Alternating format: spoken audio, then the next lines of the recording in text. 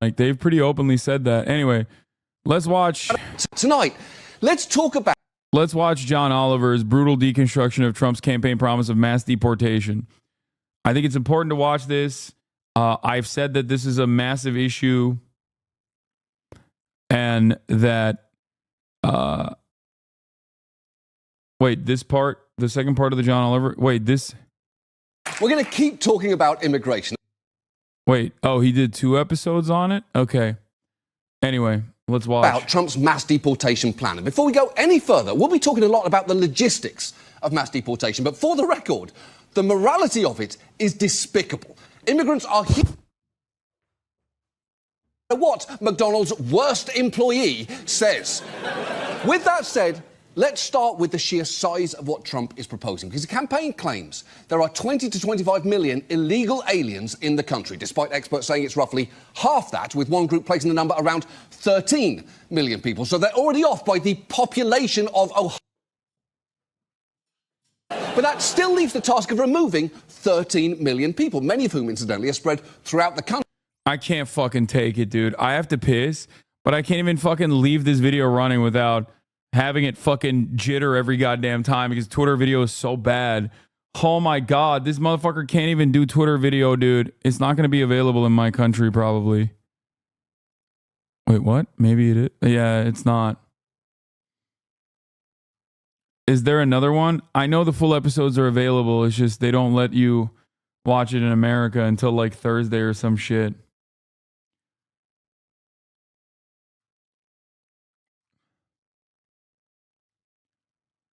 I don't have VPN. Stop saying use VPN. Oh my God. I will vote for Donald Trump. Fuck. Shut up.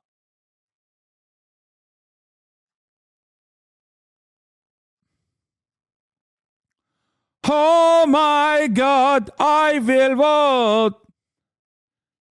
I will vote for Donald Trump. Oh my God. Country and have lived here for decades. Also, deporting someone isn't as simple as finding them, not liking their paperwork and putting them on a plane. It usually requires an arrest, detention, legal processing, and only then removal.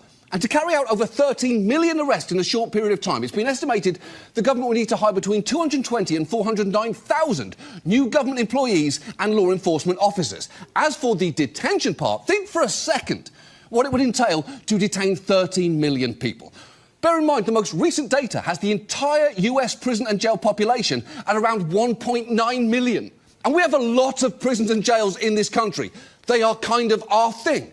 If we had a slogan, it should probably be America, home of jails and the KFC double down. And the Trump campaign will sometimes pretend they've taken this into consideration. Here's J.D. Vance gaming out a possible approach. Now you've got 20 million, 25 million people. You have to figure out what to do with them. And I guess the way that I think about it, Bill, is, you know, it's kind of like being asked, well, you have a sandwich and it's 10 times the size of your mouth. How do you actually eat the whole thing? And you take it one bite at a time, right? And I think you start with the million most violent, most criminal, illegal alien elements. There's probably, of the 20 million, there's probably 1 million who've committed some violent crime. That's an estimate, but I think it's pretty close to the truth. You deport them first and you focus on them first. OK, first, I know this isn't the point, but I didn't know Bill O'Reilly still had a show. I had the vague, uninterrogated sense that he died when Roger Ailes did, either because I thought they were the same person or because that seemed like a plausible murder-suicide. I don't know. The subconscious is hard to pin down. But second, one bite at a time is an incredibly callous way to refer to mass deportation. Even before you get to his casual 1 million of them are probably violent criminals, a statistic source to that's an estimate, but I think it's pretty close to the truth. And for the record, to deport just 1 million people a year would still cost an estimated $88 billion annually, with the majority of that going toward building detention camps. Over a decade, that'd cost nearly $1 trillion. And to be clear here, my biggest problem with we'd spend nearly $1 trillion on detention camps for immigrants is not the $1 trillion part. I don't want to see a headline tomorrow that says John Oliver blasts detention camps as too expensive. But I do think it's worth recognising the extent to which Trump and Vance are full of shit from a practical standpoint as well as a moral one. But just for the sake of argument, let's say mass deportation were a realistic policy. It still wouldn't solve the problems the Trump campaign's claiming it would. In fact, it would make them worse because they're constantly claiming deportations are the solution to unemployment, housing prices and crime. So let's take each of those in turn, starting with jobs. Historically, deportation has actually increased unemployment in this Motherfuckers will like stub their toe and blame it on the Guatemalans, dude. country. A study of the Obama years found that when 500,000 undocumented immigrant workers were forced out of the country, 44,000 fewer jobs were held by US-born workers, which may seem counterintuitive, but what often happened is companies that rely on immigrants for their customer base or their workforce end up shutting down. And as immigrants themselves will tell you, they might be the only ones willing to do certain work. The thing is, if he wins, he kicks out all the immigrants. Those who work here in construction and everything, they're immigrants. You're not going to see a gringo filling his feet with cement, or carrying bricks, or carrying this or cleaning. You're not going to see it. That's blunt, but it's true. There are certain jobs and whole industries reliant on immigrant labour. In our piece on farm workers, we showed you a viral video of a farmer explaining he couldn't hire enough people to harvest his fields, so the produce was rotting. Now, in that particular case, it was asparagus, so it was a minor tragedy at best. But the broader point here stands. And removing 13 million people who spend money in their communities would badly hurt the economy. In fact, experts have said mass deportation would lead to a loss of somewhere between 4 and 7% of annual GDP, which would be a crash on par with the Great Recession. And look, I'm not an economist, despite looking like I was left on the doorstep of an auditor's office as a baby. But my understanding is that the Great Recession was bad. So that's unemployment. What about housing? Because the Trump campaign is promising mass deportation will also fix our housing crisis. This is simple supply and demand, my friends. We got to do two things to lower the price of housing. Two things to lower the price of housing for Nevadans is we've got to build more houses and we've got to deport the illegal aliens so that American homes go to American citizens. OK, even if that wasn't total bullshit, J.D. Vance's very existence is proof that supply and demand doesn't always work. There was no demand for a business-pilled, bearded sycophant that gets routinely ignored by Trump. We already have two of those, and we barely even use them, and yet here we are with an unnecessary third. The fact is, many economists think large-scale deportations could actually backfire and make the housing crisis worse, since, as you just saw pointed out, undocumented migrants are a key part of the construction industry, and nationally, mass deportation would remove 1.5 million workers from the construction workforce, including more than 1 in 3 roofers, ceiling tilers, stucco masons, plasterers and drywall installers. In fact, one professor who studies immigration says that in the long run, immigrants are the solution to the housing crisis. Without immigrants, you can't increase the supply of housing. And for what it's worth, J.D. Vance, that is actually supply and demand in action. Not just some bullshit you dreamed up while between drafts of your next memoir, Dingus Sonata, where I'm guessing you'll solve poverty by comparing it to a turkey fucking Reuben. And finally, there is the claim mass deportation will reduce violent crime. As we've discussed before, for all the coverage isolated incidents get, research shows immigrants are less likely to commit crimes than US-born people. And FBI data shows violent crime has actually gone down since 2020. It's one of the genuinely good decreases since then, along with the amount of Zoom family dinners and the number of alive Henry Kissingers. One was still one too many. But despite that, Trump's continued making lurid accusations. There were his bullshit claims of pet eating in Springfield, Ohio, but he's also falsely claimed Aurora, Colorado is the victim of a Venezuelan gang takeover. It's an accusation that originated with this viral video of men with guns knocking on an apartment door.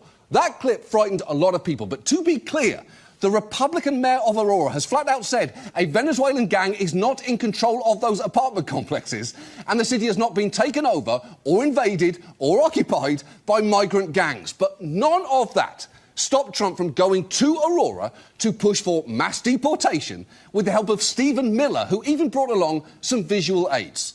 Look at all these photos around me. Are these the kids you grew up with? Are these the neighbors you were raised with? Are these the neighbors that...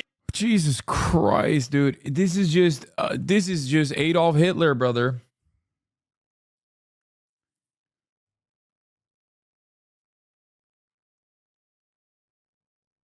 Like, that's crazy.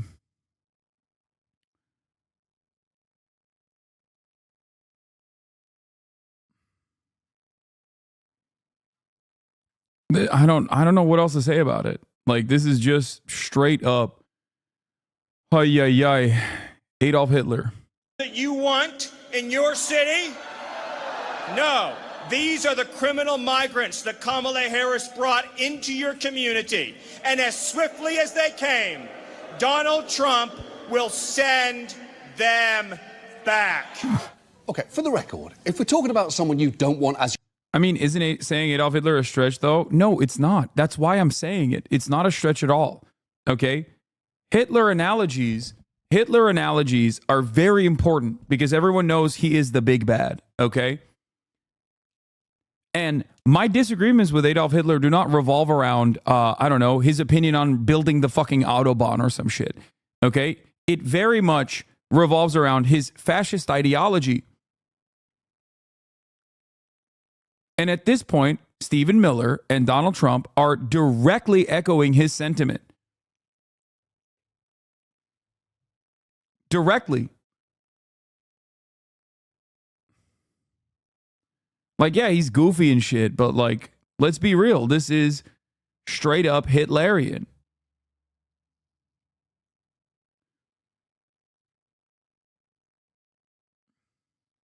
It's definitely a stretch. It's just fear-mongering. It's definitely a stretch. Dog, Adolf Hitler killed 12 million people in concentration camps and work camps, okay? 6 million Jews. Donald Trump wants to mass deport, which, by the way, Adolf Hitler originally also wanted to deport the Jews, okay? Donald Trump also wants to mass deport 20 million people is the number that he's giving. What do you think this is? It is a direct one-to-one comparison. It's not a stretch at all. If anything, you're stretching to try and make it seem like the most violent part of Hitler's ideology is not a direct one-to-one comparison to Donald Trump's. Did you say 8 million? It was 12 million killed? That's what I said. I said 12 million killed, 6 million Jews. This is before we covered the people that died fighting.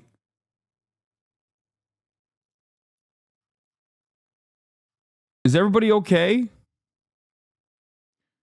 It's not a one-to-one comparison. No, it is precisely a one-to-one comparison.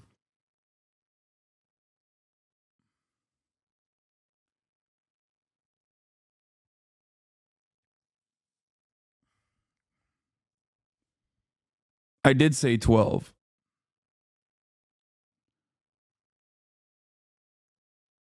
Not gonna lie, you call way too much stuff Hitler, Nazis getting tired and losing its meaning. You need to use better comparisons. If you have an understanding of history, it should be easy. Okay. What do you think is a valid comparison to Adolf Hitler? When one president running on a fascist ideology of saying there are deserving American citizens, America is for Americans, Germany is for Germans, okay? That immigrants are poisoning the blood of the nation, which is, again, exactly what Hitler said. When you have this situation and you have Donald Trump also saying we're going to mass deport 20 million migrants who are parasitic, who have diseases, who eat cats and dogs, who are rapists and drug dealers and murderers, just lying about 20 million people with the hopes of getting enough people on board to do mass deportations. What is a better comparison? At what point would you consider what Donald Trump is saying and doing to be Hitlerian?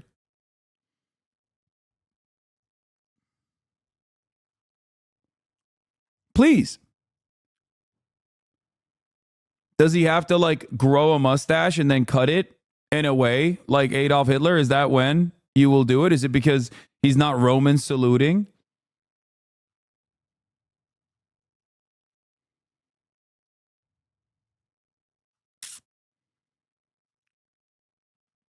Or will you consider it Hitlerian after he's done with his policies? And even then, you'll be defending it, it seems, tooth and nail all the way to the very end.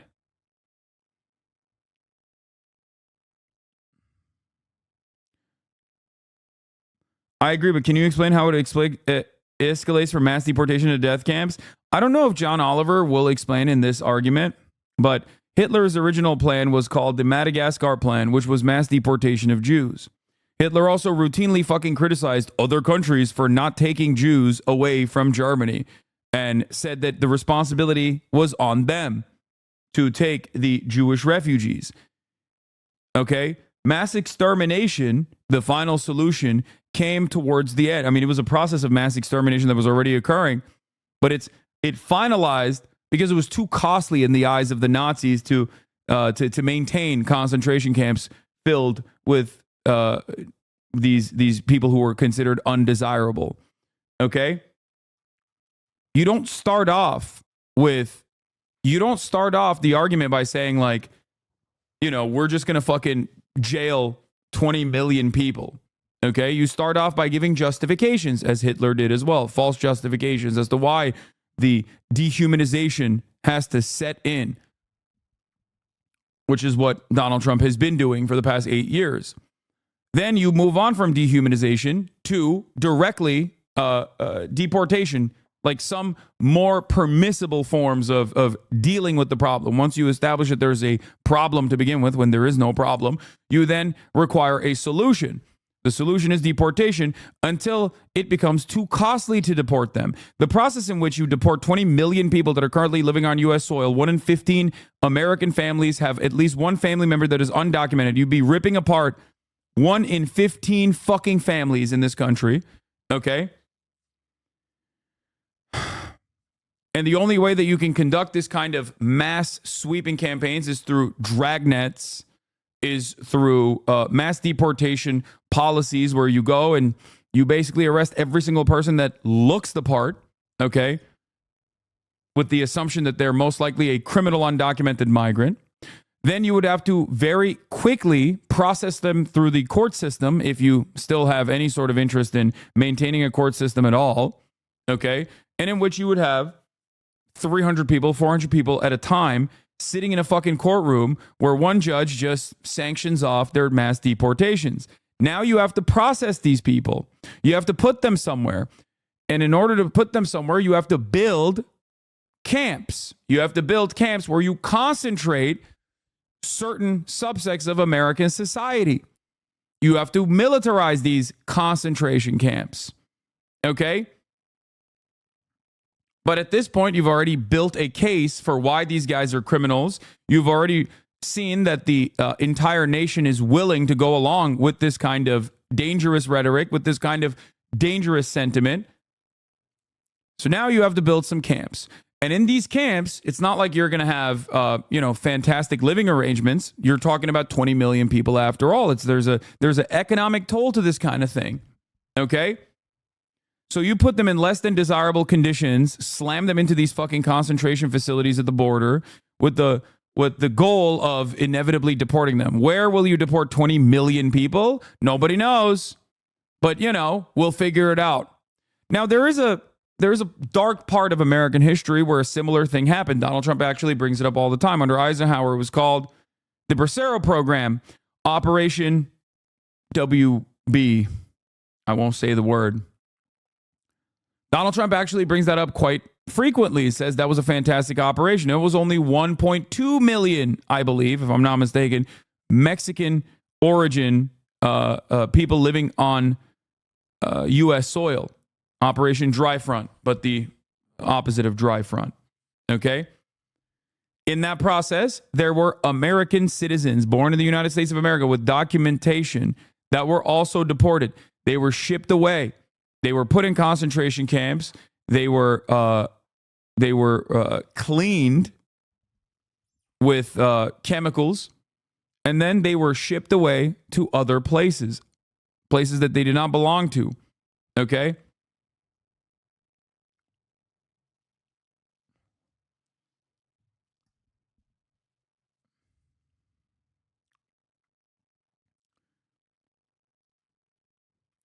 You have no, I don't know why you haven't responded to a single damn thing that I've mentioned so far. Yeah, this is it.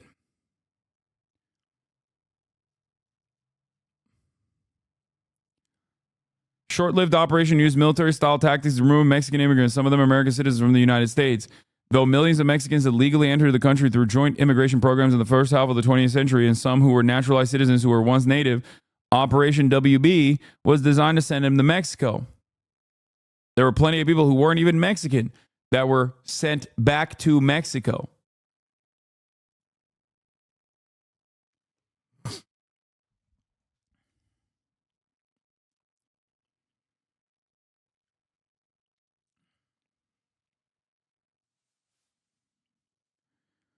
At a certain point in the process, you will start recognizing that this mass deportation policy is simply too costly and ineffective.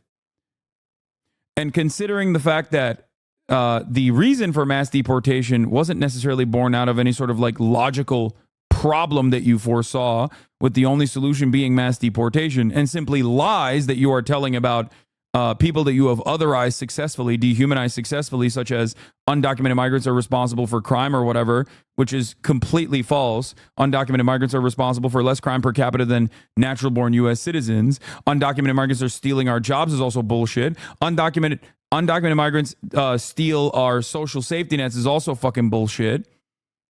They actually cannot take advantage of American social safety nets, even though we don't have a lot of social safety nets to begin with. And instead, they put back into the economy significantly more than they actually take out of the economy. You will inevitably arrive at the only solution, which is the cheapest one, which is mass murder, mechanized death in concentration camps.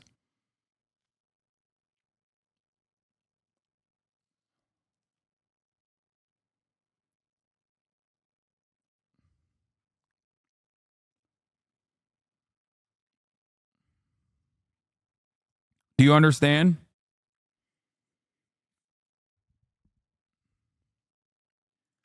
Yeah, only problem is there is no Red Army to stop it this time. Your neighbour, Stephen Miller, would be top of my list. Imagine getting up in the morning, looking across your yard and seeing that fucking guy standing there looking like a minion's penis. Also, quick side note, if you're wondering what this thing is, it's a fair question. And that's a Trumpy bear. A stuffed bear with Trump's hair, attire and disturbingly human eyes. It looks like Paddington Bear if he had multiple hemorrhoids. It looks like a Care Bear that won't stop calling the other Care Bears gay. But don't let that bear distract you from the fact you just saw a crowd baited into booing pictures of Hispanic people who don't look like your neighbours. At that event, Trump announced plans for something he calls Operation Aurora. And his campaign has since described the city as a war zone. And that specific language points to what his real endgame here might look like. Because while, again, Trump can't deport 13 million or even 1 million people overnight, and mass deportation won't fix any of the problems he says it will, he could still use Aurora-style panics to give himself a ton of power. Here he is at that rally, gaming out a key piece of it. I will invoke the Alien Enemies Act of 1798. Think of that. 1798. This was put there. 1798. That's a long time ago, right? To target and dismantle every migrant criminal network operating on American soil. Literally. Okay. 1798 is a long time ago. I reluctantly concede that point. But the act he's describing there is terrifying. It's a law that allows for summary deportation of people from countries with which the United States is at war, that have Uncle Grampy, thank you for the 50 get this invaded the US, or that have engaged in predatory incursions. It was last used during World War II as the legal authority for interning immigrants of Japanese, German and Italian descent. And experts are concerned that a president like Trump could recognise a cartel as the de facto government of Mexican territory, then proclaim a migrant invasion perpetrated by the cartel government, and in doing so give himself a turbocharged deportation authority. That way he could quickly remove non-citizens, even green card holders, without any due process. And while there'd be legal challenges, the courts are now much more Trump-friendly than they were 8 years ago. And even if Trump doesn't choose to go that far or does get stopped by the courts, it's worth remembering what he was able to do in his first term anyway. Because in addition to the endless circus of outrageous nonsense back then, like hosting a fast food banquet or staring directly into the sun or doing a loud honk honk in a big vroom vroom, he also aggressively ramped up immigration enforcement using large-scale worksite raids, which involved immigration agents storming workplaces. That's what happened in 2019 when ICE carried out massive raids on chicken processing plants across central Mississippi, arresting 680 workers in what may have been the largest ever workplace operation in any single state. And these weren't sweeps for violent criminals. They were attacks on working people whose only offence was being undocumented. More than 350 were deported, and many... I wonder if they'll mention that this was actually invited by the owners themselves. Because the process in which this is conducted is simply a gentle slap on the wrist baked into the corporate profit margins. This literally was invited by the corporate owners. The reason for why it happened is because they had a litany of sexual assaults and harassment cases, and that the workers were getting together to demand back pay that they were not given. And the owners literally called ICE on themselves to be like, we suspect that there's undocumented migrants in these facilities. ICE came in and mass deported them. You want to know something really interesting? They were brought there by Purdue. They were brought there and placed in trailer parks by, I think it was Purdue, not Tyson. And you know what they did immediately after the mass deportation took place? They went back to the same areas to bring in a new crop of undocumented migrants into that same exact trailer park. The next day. No, they fucking didn't. Holy fuck. If Trump does win, do we think he will go full hog and do insane shit, or will he pretty much do nothing and some shitty stuff like last time? That's so fucked. No, they didn't. Holy fuck. He doesn't cover it here, but he covered that all in a different episode last year. I'm being sarcastic, lol. Sorry. Oh, okay. Yeah, they did do that.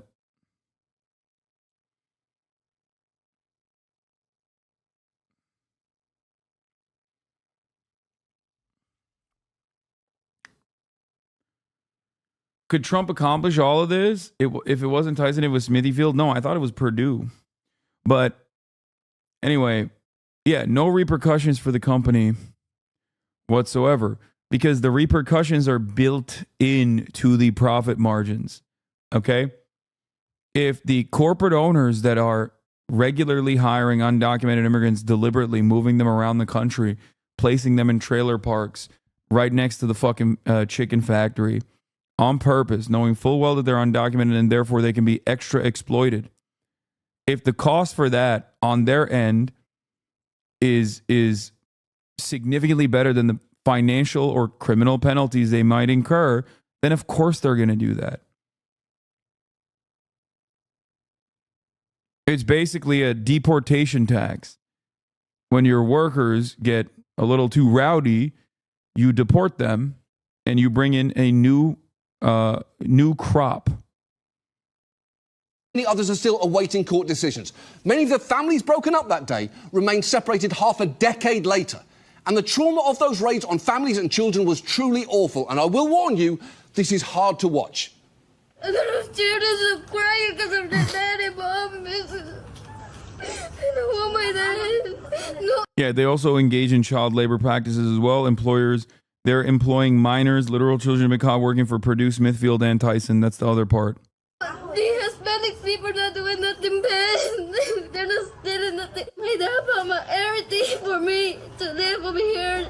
The rent, and I don't know what I'm going to eat. And I'm so hungry right now. I need my dad for me.